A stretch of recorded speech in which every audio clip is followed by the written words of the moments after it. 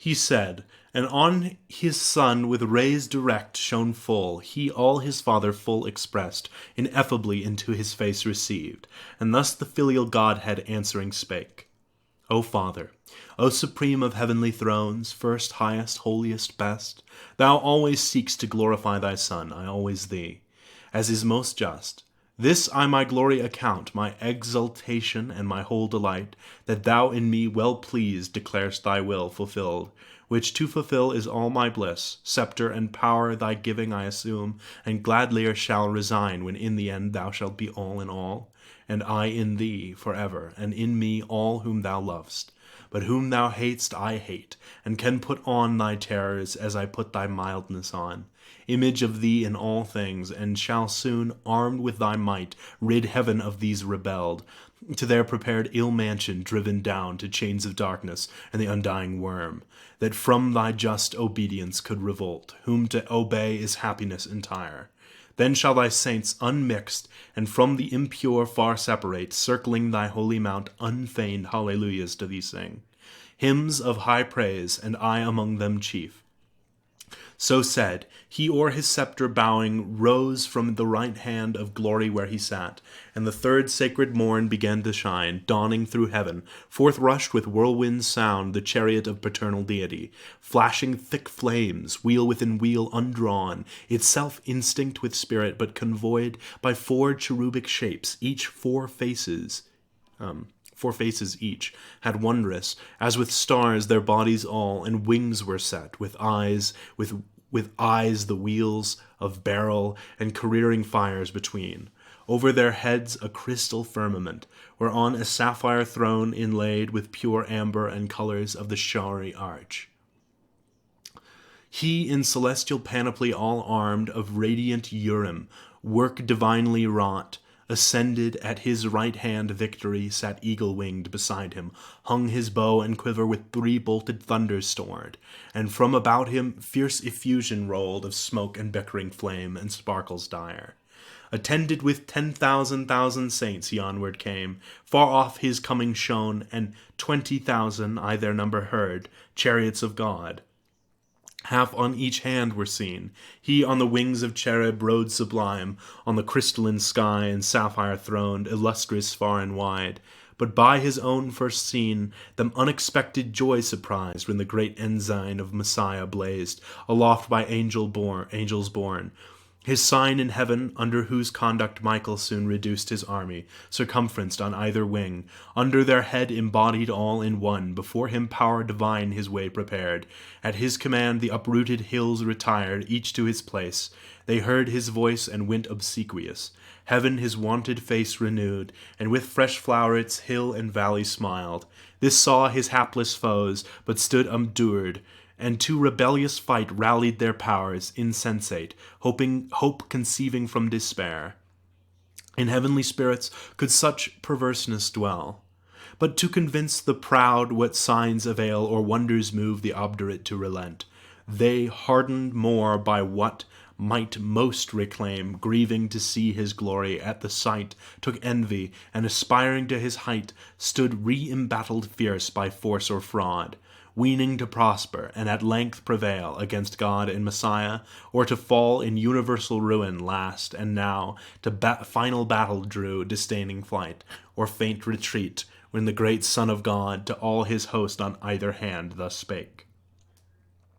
Stand still, in bright array, ye saints, here stand, ye angels armed, this day from battle rest.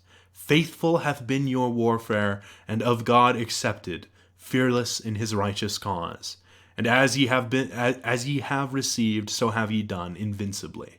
But of this cursed crew the punishment to other hand belongs. Vengeance is his, or whose he sole appoints.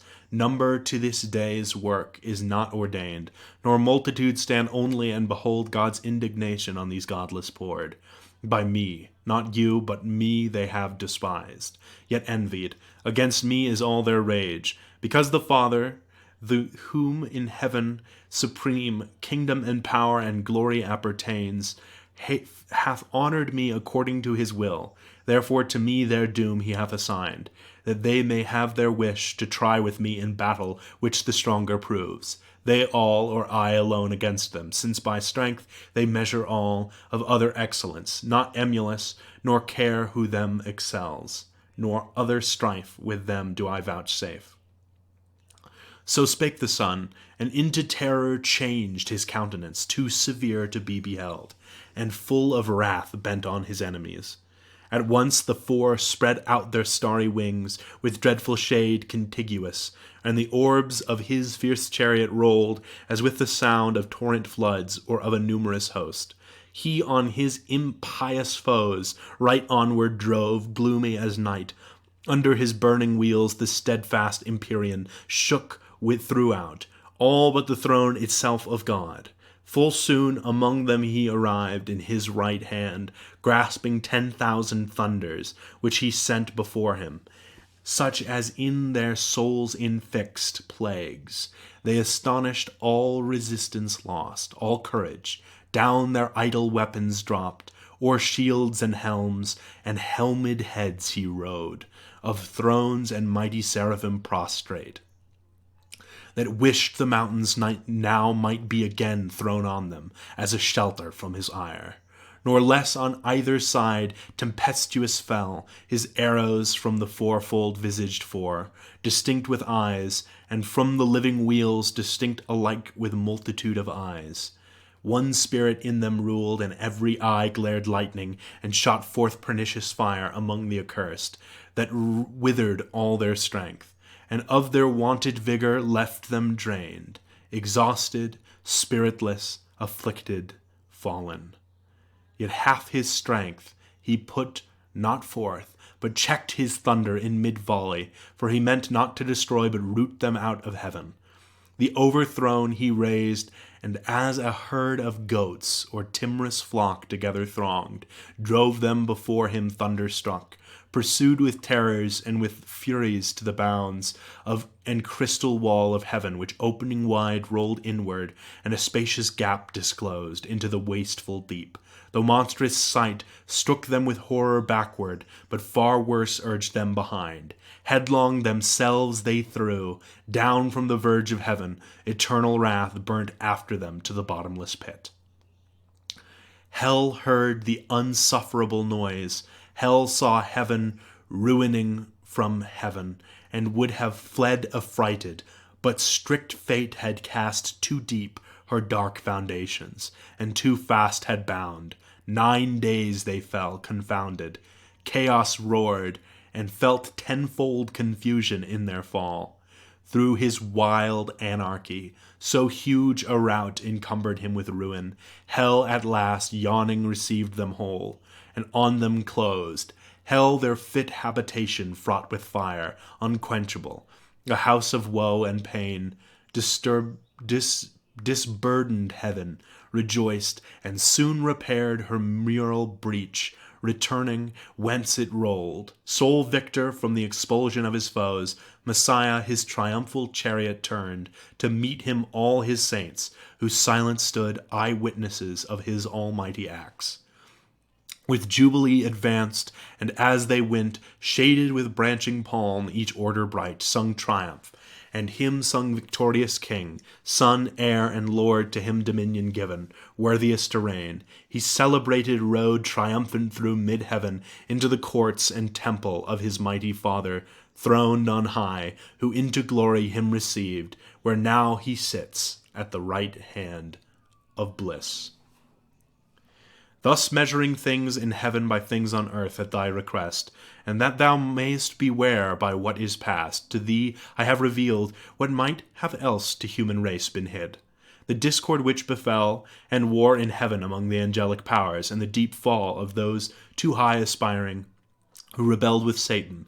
He who envies now thy state, who now is plotting how he may seduce thee also from obedience, that with him, bereaved of happiness, thou mayst partake his punishment, eternal misery, which would be all his solace and revenge, as a despite done against the Most High. Thee once to gain companion of his woe, but listen not to his temptations, warn thy weaker, Let it profit thee to have heard by terrible example the reward of disobedience. Firm they might have stood, yet fell. Remember, and fear to transgress.